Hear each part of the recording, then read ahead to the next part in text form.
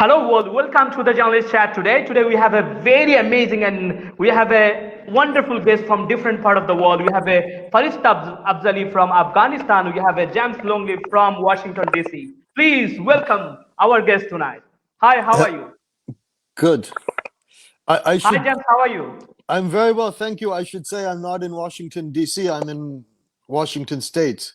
Washington State. That's super. I mean, you're from Yeah. USA. I think that would be amazing if I introduce. Yeah, hi Farishta, how are you? Hello, Suza. This is Farishta from Afghanistan, currently living in Kabul. I'm very glad to be here in the show tonight. Yeah, James, we know that after the China, the COVID-19 pandemic, I mean COVID-19 directly hit in the Italy, then after the Italy and directly hit in USA. So you are living in a country where like everyday people are dying. So what is the present situations in your area where you are living? Well, of course, the COVID-19 situation in the United States is very bad. As everyone knows, it's the worst in the world in terms of the numbers. Yeah, we have almost 100,000 people dead in the United States right now. They think that by this weekend it will be 100,000 officially. So the numbers are really bad in the United States. I would say, actually, the United States and Italy, the problem started at the same time, and but you see, for example, if you compare the United States to Vietnam or other places where they had a strong policy, national policy, South Korea. Those countries are having a lot less problem, and already they're starting to open up and start their economy again.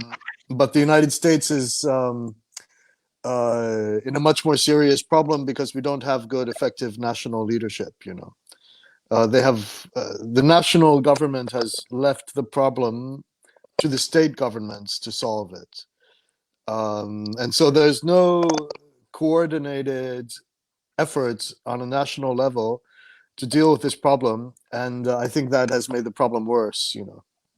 Yeah, and Faris, if I ask you, and we already know that in Afghanistan there's a lot of problems, and before, and not only the COVID-19. So in the meantime, after that problem, so there's another problem right now, COVID-19, and which is hitting in around the world. So what are the present context of the Afghanistan? I mean, present context of the Kabul you are living right now.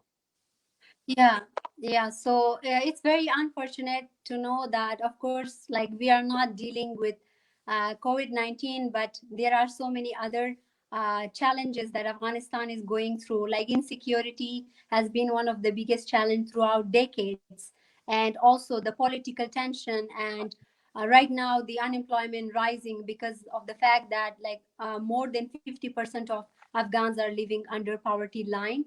So it's really getting worse day by day. Currently, we are having more than 9,000 cases of positive cases of COVID-19. And the first case was identified in around mid-February when a returnee came back from Iran in Herat province.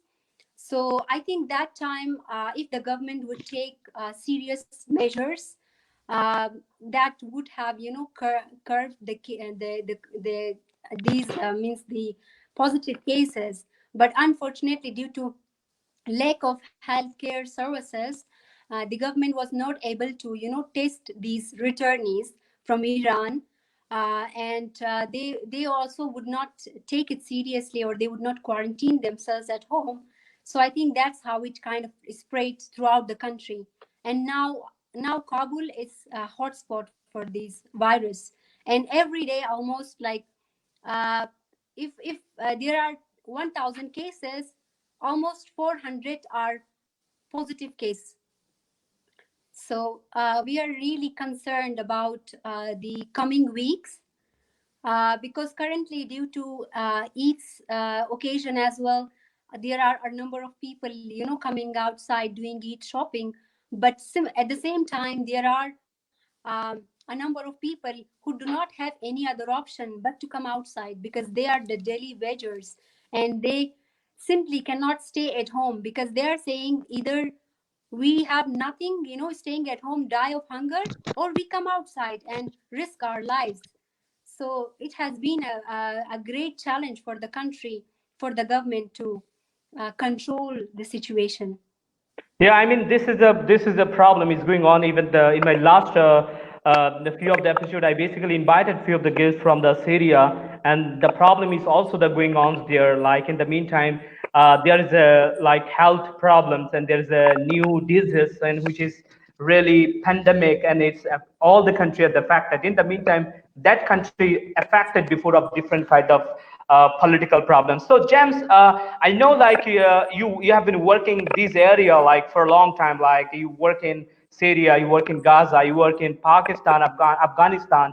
So what about your experience in Afghanistan? If I like precisely ask you.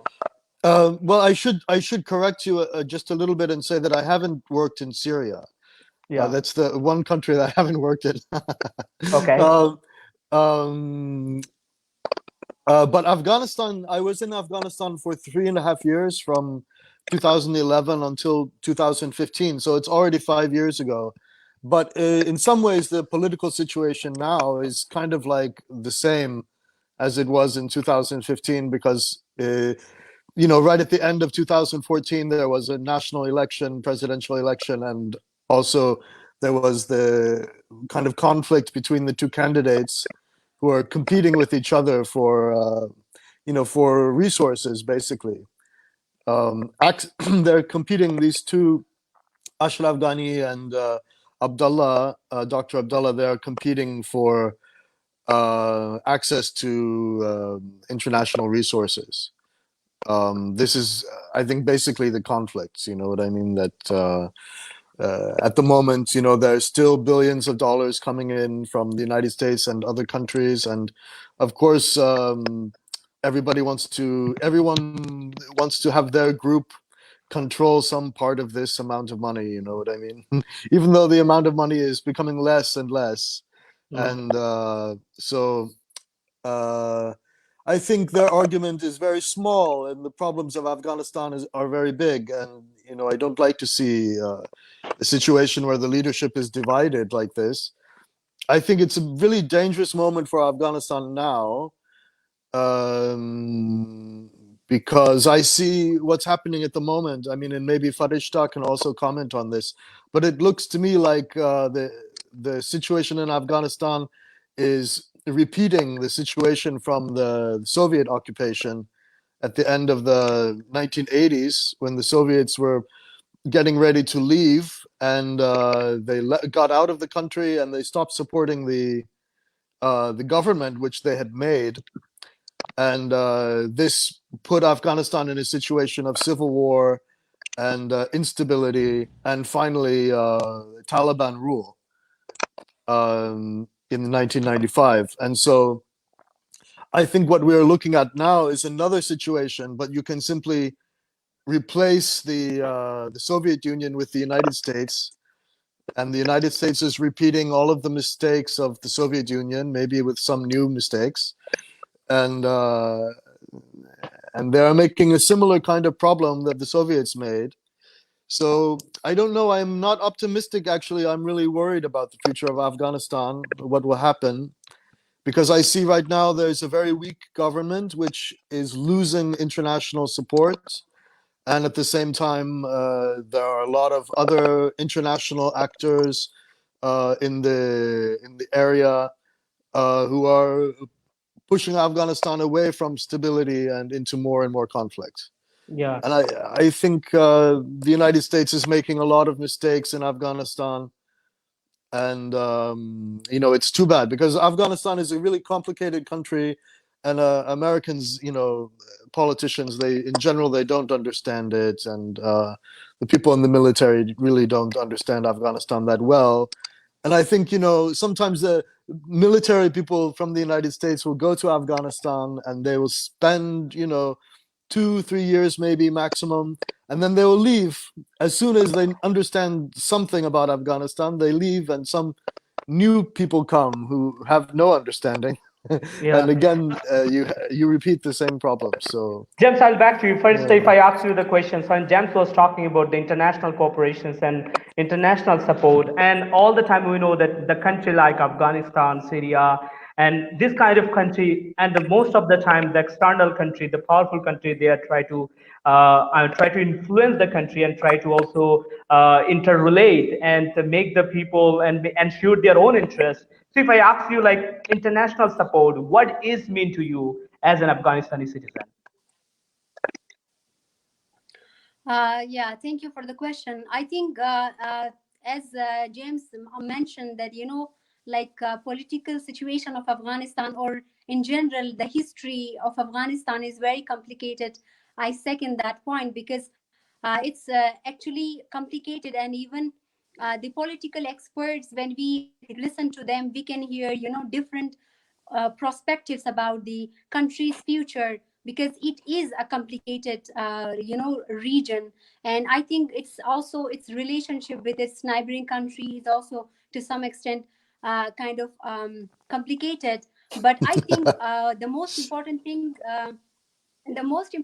is the Afghan leadership should build a good relationship with its neighboring country, and also take into consideration their national interest and find a common ground where they can work together.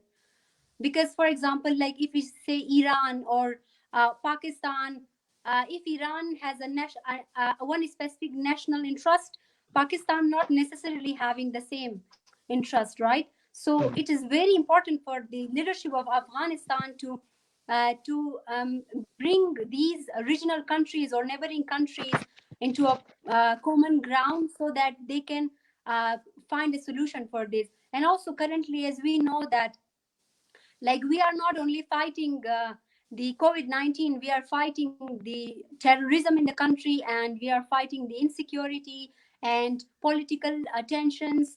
As James also mentioned, that in 2014, when there was elections, there was a political tension between Dr. Abdullah and Ghani, President Ghani. And then in 2019, again, when the election was held, President Ghani was announced as the president, but then Dr. Abdullah did not accept the result with his, other people in the group, or is in his people aligned with his ideas. So they said that they will not in any way accept the result. And then from September 2019 until very recently, they were having these communication, and there were disagreements. People were very optimistic, and they were emphasizing that at this point of time, where the country has been hit by COVID-19, there is an urge for the political leaders to come together. So I am at least glad about that on 17th of May they signed a political agreement, and we are very hopeful that they really work together to build the trust that has been broken. I mean, of course, like through decades of war, people have kind of lost the trust in the government and the leadership of the government. So we are hopeful that through this political government agreement, they will like try to work for the national interest of the country and Yeah, Farishta, if I really. ask you one of the questions, if I ask you one of the questions, and most of the time, what we understand from the media, what we understand from the portrait of different photographs of international media, and say, so sometimes the people of the Afghanistan, when we have some of the friends, they say it's not the same things in the ground. So do you think what is portrayed in the media, this is the same thing is also the going on inside in the ground? Farishta. So, okay, correct me if I'm wrong. Like you mentioned that what is portrayed in media, is it different from the reality? Yes. Yeah, Is that that's the the question? question. Yes. Uh, it's a tough question. I think it's really different, okay? Because sometimes it really depends on the media as well, right? How they are trying to portray a news. Uh, but in general, I think in terms of the devastation that we have suffered for years, that is portrayed accurately by the media. But I would also add that most of the times, the positive things or the development that is happening in the country is maybe not really broadcasted through media. So people mostly have that negative picture about the country. I mean, I definitely admit that we are going through a lot of problems and challenges in the country, but at the same time, there are development happening in the country. I mean, see, Afghans are having the right to, work in different sectors, from parliament to hospitals to different ministries. They are being able to raise their voices. They are contributing in the women's sector, their education, their empowerment. Youths are working in different sectors for development of the country. So there are these good things also happening in the country. But beside these negative, Yeah, James, things that is when you first thought like to visit in Afghanistan, and when you first day visited in Afghanistan, what was your mind? And then after 3 years, and after like staying like long times, and what things really change in your mind? Well, I mean, talking about this question of media and how they show Afghanistan, like Yeah, especially outside of Afghanistan, I think the way media works, at least in the United States, the news, really most of the time it's kind of like a show, and they want to attract viewers, and for this reason, it's much better for them if they're always making stories about violence and fighting and bombing and the bad things that are happening in Afghanistan because of the war. But of course, as Farishta says, uh, the reality is more complicated and different, and there are many things happening outside of conflict. You know what I mean? There's civilian life and civilian government and education and industry, and all of the normal things in a country are happening at the same time as this armed conflict is happening. So, I mean, it's this situation of fighting in Afghanistan has been going on now for 40 years or more, and so you know, but at the same, like, I think Americans, like we Americans, think about Afghanistan not very much, but when we do think about Afghanistan, we no, think but about, America has an interest in Afghanistan. Why you are not thinking so much? well, I mean, I tell you honestly, I mean, Afghanistan is very far away, on the other side of the world. Most Americans couldn't find it on a map. If you showed them a map of the world and said, find Afghanistan, they will not be able to find it. You know what I mean? If we gave them a map without the labels, Um, and this is one thing, America is like an island. We have the Atlantic Ocean and the Pacific Ocean, and Canada, and Mexico, and we just think the rest of the world doesn't exist But outside of that. the most of the USA media and the most of the USA NGO, they are working in Afghanistan, and they have a, I mean, as far as the Western media, they have a huge contribution to bring the pitch. So in this context, like, why you, I mean, don't think so, like, Well, need to I know. think America. Like, for example, right now, if you want to watch a film about Afghanistan in the United States, what will you watch? You know what I mean? There's I mean, I made a film which I think is good, but in general, like, it's very difficult to find any film about ordinary life, ordinary people, normal situation in Afghanistan. All of the films that are made, they're about fighting, they're about war, or it will be a film about human rights abuses, for example, or some scandal which is happening, because these are the kind of stories that attract the most viewers, and we are living in a kind of market economy of news, and so it will be the loud stories, the violent stories, the stories with scandal. Those will be the stories that people want to play on television and to see in films and so on. And so it shapes the market of media shapes the impression. It shapes the idea of Afghanistan in the mind of people. And so Yeah. we have a distorted picture of Afghanistan, not accurate picture. Yeah. We see the war, but we leave out the people. Yeah, You know, but we sometimes are missing the people.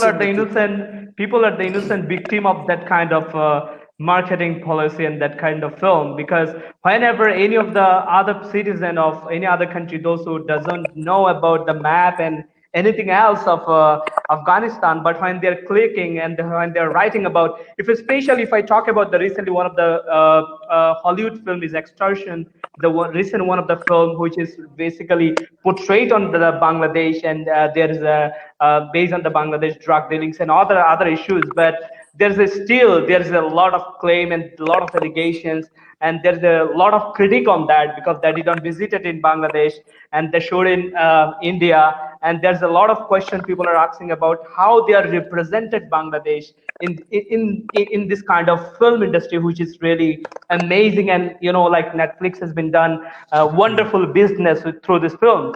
But the people, those who are a stakeholder of this film, but they're not thinking about their, I mean, the interest of the stakeholder.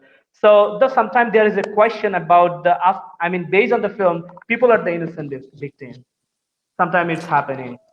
Yeah, what Yes, would you comment I on think that? Yeah. very often it happens, because the news is driven by money, it's not driven by truth. I think, Bangladesh does not have a very developed film industry, but, always in Bangladesh, people are watching the Indian serials, or, maybe, I don't know, serials from somewhere else, maybe, I don't know, Turkey or some other place. And I think it would be in the interest of Bangladesh actually to develop this industry and have your own film industry, your own media industry, which is international and which goes outside of the borders of Bangladesh, because it changes. Like in the United States, for example, if you say, "Oh well, what is your idea of India?" Of course, their idea of India comes from films, Yeah. it will come from, and not only films by Indian directors, but also British directors working in India, like, I don't know, the Yeah. Slumdog Millionaire or something like Yeah. this, that many people saw this film. But this is it. I mean, we get our idea of the world from our media, from photographs, from movies, from the news. And this is it. Without this, we have no picture. We have no idea what is the life like. But if you ask an American, what is it like in Bangladesh? Well, they don't know because there's no films from Bangladesh. You know what I mean? We have, Though after yeah, the Rohingya crisis, there's a yeah. lot of films and there's a lot of stories has been done. But yeah, I mean, But comparatively, it's not. I mean, comparatively, it's not the mm, same at balance like which other country has been done before, and yes, especially on film of course. industry. Yeah. I think it's a problem if we only have films at a time of crisis. You know what I mean? People say, "Oh Yeah. well, now there's a crisis, so now you should watch a film about this crisis," and it makes us believe that the whole world is in crisis 100% of the time, and we miss the normal life, and we don't have a clear picture of normal life, ordinary Yeah. life, Yeah. ordinary people. Yeah. First, if you have any comment, please. Yeah, definitely. I agree with you, James, because I believe that media and film industry, they are a powerful means of communication. These pictures, they convey a powerful message to the communities and to the countries outside of our own countries. So Afghanistan is unfortunately also having a very, weak film industry. So of course the lives of the common people are not filmed. So of course that's why like people don't have a lot of idea about the lives of ordinary people here. And I just want to share an like experience. When I first came to Bangladesh, many of my friends were having a very different perspective about Afghanistan. All they were thinking, or maybe all they could think of, was about the war and terrorist attacks, or about the women. If they would tell me, it was that okay, women wear they wear burqa there, right? But we would just talk to them and tell them that no, it's not about that women wear burqa there. It's an option for them. Okay, we understand that the places where the Talibans are ruling, or the places or provinces which is under control of the Taliban, the women, they might not have any option but to wear burqa. But in so many major cities of the country, like we are exactly appearing the way you can see me right now, right? We go to Yeah. offices, or we are going to universities, schools, interact with people. So yeah, it, and definitely I cannot blame them as well, because that's what they has been, that has that's what they have seen in the media. That's what has been portrayed through media. Mm. Yeah, I think that's the important. And when we are talking about like world within a world, suppose when people are talking about the world, but in the meantime there is a world. I mean, there's a culture and there's a lot of biodiversity, and there's a lot of beautiful scenario people can discover. So James, when you was in Afghanistan, what was your beautiful experience? I mean, as a documentary filmmaker, is something very different as like if the other filmmaker, because most of the time documentary filmmaker and we used to connect with the subject, used to connect with the people. What was your basically best experience to communicate with Afghanistan? Well, of course, my film is about a school, and so I spend most of the time around students and teachers when I was there in Afghanistan. Every day, I would take my camera and go from the neighborhood where I lived in the middle of Kabul and walk across the bridge, take a taxi, and go over to Jadamaiwand neighborhood and go to this old school and film in the classrooms and in the different things that were happening. And I recorded many, maybe over 100 interviews, just audio interviews with different people, different students and teachers over a period of 3 years.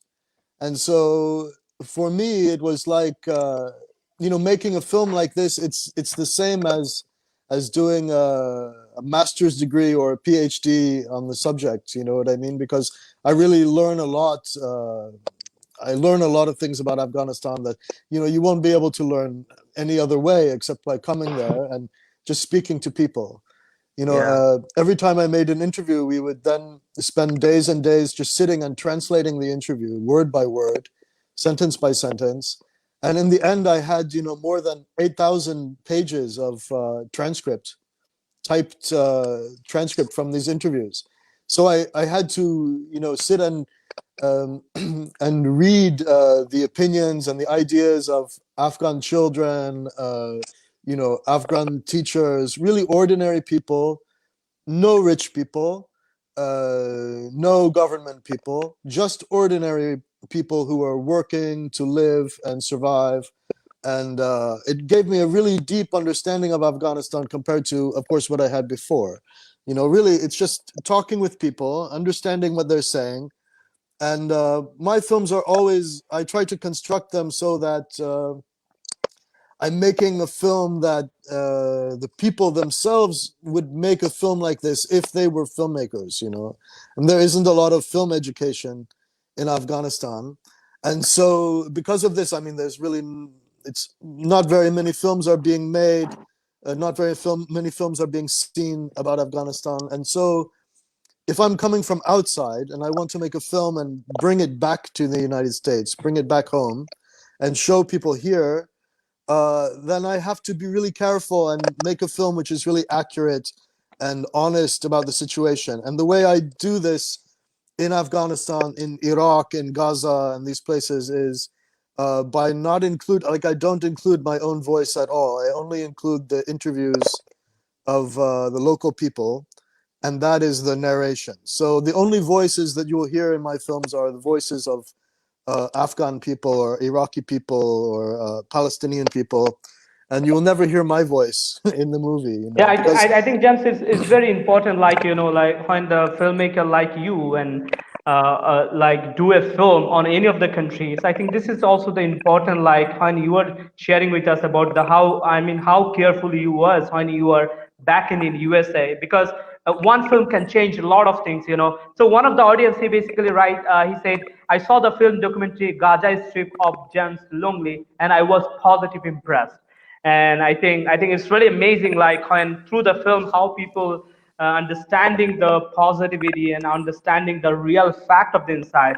So, Farista, and if I ask you, like, inside, if you was in a Bangladesh, what was your experience, and when you back in the Afghanistan is comparatively, like, what is the present situation? First, if you can share with us, like, what was your experience in Bangladesh when you study in the Asian Women University?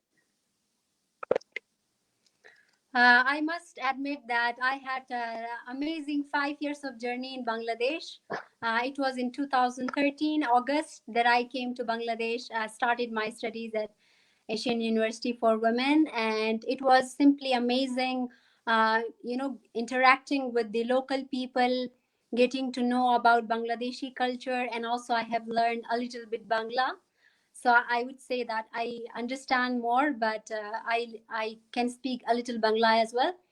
And apart from that, I also got some chance to travel to some of the districts of the country like Sylhet, Kumila, and also around Dhaka city and Chittagong, Cox's Bazar. So it has been absolutely amazing journey learning from the people, and it was very interesting that in the first year I would always wish that I wish I could understand what they are trying to say or what they are trying to communicate. But in later years, I at least could understand them, and I was having a broken conversation with them because I knew a little bit Bangla, right? And they wouldn't understand English.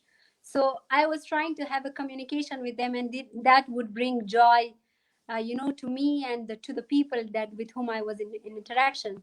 And beside that, even my experience inside the university was very amazing because there we had friends from 16 different countries, so getting to learn from their cultures, about their religions, about their thoughts, from their own perspective of the country they were living in or about our country. And then the classes, the debates we were having, that has been really quite a great journey of learning for me and for many of us. So Yeah, I I think, and thank you, definitely James. I will ask you, like, would. if I ask you, the one of the questions is like, you have done wonderful job. You made it the one of the film on Afghanistan, and what is the impact of the film as a filmmaker? Because most of the people says like filmmaking is a patience to, it's kind of revolutions, and beside the product, it's kind of revolution. So what I mean, when you started to filming, what things you really wanted to see through your film, and after the film, when it is, I mean, everyone, when I mean you are able to reach your audience, you are able to reach your goals, what is the really impact of your film? And yeah, first you can answer the two questions. Yeah. Well, I don't know exactly. I mean, you make a film and you don't know what will happen with this film, when you start making it and even when you finish. You make a film and you hope for the best, but you don't know what will happen. And it's like if you have a child and the child grows up and then you send the child out into the world, as an adult, and you don't know what will be the future of this person. And that's this kind of the same with a film, because once you make the film, then it's kind of out of your hands. Now there's a sales agent and distributor I mean, why company. you wanted to do a So, film on Afghanistan, and what things in your mind that time? well, look, I mean, Afghanistan is it's important for Americans, especially, to know about Afghanistan, but it's very difficult for them to know about Afghanistan because there's not very good media, not good films. It's very difficult because making a film in Afghanistan is not easy. There are not so many Afghan filmmakers. There's not so much money to make a film in Afghanistan, because people will say, well, no one cares about Afghanistan and it will be in a foreign language. And, if you want to make a film about American soldiers in Afghanistan, okay, you can find the money to make this, because it will be like an action movie. But I'm not interested in making entertainment for people. I want to open the minds of people, and let them see the real world, the reality of other people. And we are missing this. I mean, I lived for years and years. I lived and filmed in Iraq, in Iran, in these countries that are, Pakistan, these countries which are bordering to Afghanistan.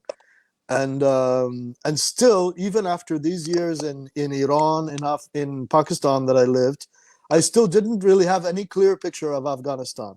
I mean, I'm an American who has lived in foreign countries a lot. In 4.5 years in Russia, 2 years in Iraq, a year in Iran, a year in Pakistan, and I have this kind of experience much more than normal Americans. But even me, I don't really. Before I went to Afghanistan, I didn't have any kind of clear picture of the country, because our media doesn't focus on this subject. Only they might focus on the war and fighting, but they won't focus on Afghanistan as a country, Afghanistan as a political, social, cultural reality. We don't get this picture. We don't have any accurate idea in our mind. And so my idea as a filmmaker is to say, okay, what are we missing? I mean, we Americans, for example, if I imagine my audience is American public, I think to myself, what are we missing? I can see Afghanistan in front of me. And what do we not understand in the United States? And I think the thing that we don't understand is the life of ordinary people, because it's not shown, the life of ordinary civilians. Because we only see this fighting, it's very easy for Americans and other Westerners, to start to have a stereotype about Afghanistan. Afghanistan is a country which is always at war. Afghanistan is a country where people love to fight. You know what I mean? We have these I mean, one of the things is, James, wrong like ideas. the Western and American, like the people are really care about the Afghanistan fighting, and they're really concerned about the fighting. And yes, they're caring. That's why they've been for a long time in No, but this is Afghanistan the thing. territory. Yeah. After 20 years of this current war for Americans, even they don't care about the fighting. You know what I mean? This is the thing. They've even stopped paying attention to the fighting, after 20 years. Yeah, first, how do you feel when like James are talking about that, like the country and who has I mean, in international phase, who were talking about a lot of interest in Afghanistan, and they're doing a lot of international policy, and they have their own interest, they have a military interest in Afghanistan territory. As a citizen, you are, what do you feel, and what you might can do, and how young generation are trying to do, because you was a media analysis before joining the Asian for Women, I mean, American International University. So what young generation are doing, or what can do to, I mean, to reach the American or Western audience? I think definitely we young generation, we are very much hopeful for a bright future, given the fact that we know that there are political tensions, and of course we are grateful to the United States for the all the help that she has done, and in terms of bringing uh, development in terms of education. And one example is American University of Afghanistan itself, right, funded by USAID, and how the young generation are getting education there, and they have been the bright leaders, and they're working in different sectors. But I think eventually what we are as an Afghan citizen, what we really want is peace in our country. And we are saying that our political leaders should do their best and all that is possible to bring peace, because everybody is tired of the like 4 decades of war. We are simply tired of that, and we want to see peace. We want intra-Afghan dialogue between the politicians and the Taliban, because we have given so much lies by now, and people can simply not they cannot really risk their lives again, and they simply want to see peace. And just to add one more point regarding James' idea or the perspectives he shared about filmmaking, I think one there are few reasons that I personally think has been the matter or factors why Afghan film industry has not flourished. One, of course, is the decades of war, and the other reason I think is because of the stigma which is attached with the film industry, the cultural norms that we have, right? So maybe in terms of, for example, women, if even if they are interested to be involved in film industry, maybe they will not be supported by their families or by their relatives because of the image that they have from film industry. And I think third also is because of the the expense that it has, and much less has been done on this sector of film industry. That's why it has not Yeah, flourished. even And Farishta, there is people like a James. yeah. I mean, this is a new media world. Even though they will not do that much film, even the people, lot of develop. I mean, lot of developing country. They are young people. They are really making the content and to explore their own country in different way through the new media. So, James, you had an experience with the country like Afghanistan, Pakistan, and Iraq, Iran. So, what about your suggestions for the young peoples and also for the country? What young people or country can do to explore their own country Well, through the international or Western audience? Yeah, I think in almost every country, young people are always living in the shadow of the old people, yeah, in some ways, because mm, like in the United States, the young people are progressive. They want, democratic socialism. They wanted to vote for our politician Bernie Sanders, who has a totally different idea of politics than the politicians that we normally have. But the old people, they're not ready. You know what I mean? And I think it's similar in Afghanistan. The young people, maybe they want a different kind of country than what their grandparents wanted, or experienced. And times are changing. Technology is going very fast. 15 years ago, I mean, no one had a telephone in their home in Afghanistan. Most people, after the war, everything was destroyed. But now everybody has a mobile phone, a smartphone. Everyone is on the internet. People in small villages are connected. They're in contact with their relatives who are living in Sweden or some other place. And Afghanistan is really changing very rapidly, and the whole world is changing rapidly because of this technology. And this interview that we're doing right now between Bangladesh and the United States and Afghanistan, yeah, I yeah, mean, 5-6 years ago this would not be possible. You know what I mean? yeah. So things are changing really quickly, in terms of the communication and what people can know, what information people can access, what people think about the world. Our worldview is changing rapidly, and of course, young people have access to these new technologies and new changes much more rapidly than old people. And so, there's, I think, a tendency to kind of split generationally, where the old people are living in one kind of world and the young people are already trying to live in a different kind of world. So there's a kind of generational conflict like this, I think, happening not only in Afghanistan but in every place. Yeah, but what might they can do? What might they can do under that shadow? I don't know, Farishta. Yeah, Farista, what do you think? And what young people can do? I uh, mean, though they are under the shadow of the old people, but what they can do even? yeah, so I think it's of course a challenge as well, but that doesn't mean that it is impossible, right? So so at the time when our parents lived, they were having a different lifestyle. The expectation from their families or the people around them were different. So now I think it's mainly how we are communicating with our parents, right? So so for example, if my parents are having a different perspective about social media, it is my responsibility to talk to them and tell them or aware them that like the image that the old generation has about social media is not the same. We have been benefited by social media in on many ways. For example, now at this COVID-19, we are benefited, students are benefited, having their learnings online. We are conducting meetings, webinars.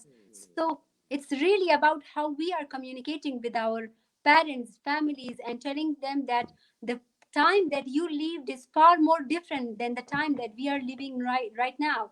It is the time of technological advancement, and the world is rapidly developing. So if we do not go along with the world, so we will be behind, and we will not be able to bring the positive changes in the country. We will not be able to do as much as we want to do for the country. So I think it's more about trying to break those stereotypes or maybe stigmas I that mean, they it's might really have. amazing. Even through our show, even the people can understand. People mind is gonna be changed. Even Afghanistan has that kind of female voice. Like Farishta, the way Farishta is describing is really amazing. Like people, those who are watching from the different country, I think they'll really understand it. There's a lot of positive things. So, James, we are already end of the show. If you have any message to the world or any message to the audience, please feel free to share. Well, I don't know. I don't have any message. Just peace and love. Okay, But Farishta. I, Yeah, I Farishta, if want to just you thank you for inviting me on the show. It's been a lot of fun, and I hope that you invite me back sometime in the future, and we can talk more. There's so much to talk about, especially a subject like Afghanistan. Yeah, I think, There's and then the next so time many I'm things to trying to say. I'm trying to bring somebody from the Afghanistan filmmaker also, and also try to somebody from the different country filmmaker so that you can also talk about it. So Farishta, you had an experience in Bangladesh, and what you learned from Bangladesh, and what I mean, how I know like those who stay in visited in Bangladesh, they know few Bangla language and what sentence and what how many person you know about Bangla. Okay, if Or if you or ask just me only to কেমন say আছো few, ভালো আছি. আসসালামু আলাইকুম, কেমন আছেন? আমি ভালো আছি। আপনার বাসা কোথায়? আমাকে বাংলাদেশ অনেক ভালো লাগতেছে। So I think yeah, a little bit. No, I know Bangla language. So I think if I talk about my message, MashaAllah. of course, first, Mashallah. first, about Bangladesh itself, I was inspired by the hospitality that I have received from the people, the love.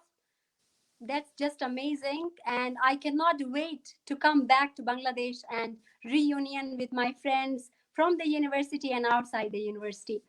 And my message, of course, to the friends and you viewers who are watching us live is that, of course, we are all going through this tough and challenging time. We are all in this together. Let's not lose our hope. Let's be optimistic about the future.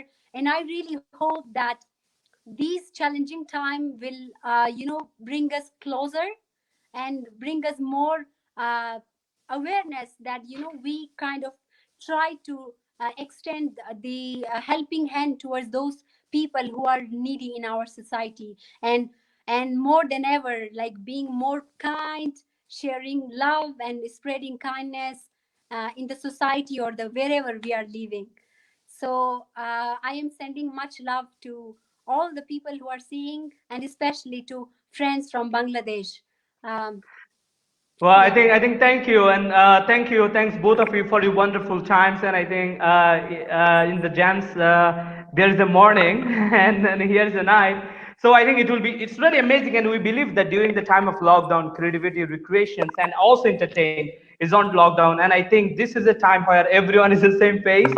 And please, and I think when the situation will be okay, Jams will be visiting Bangladesh, and both of you are welcome. And Farista will be visiting Bangladesh.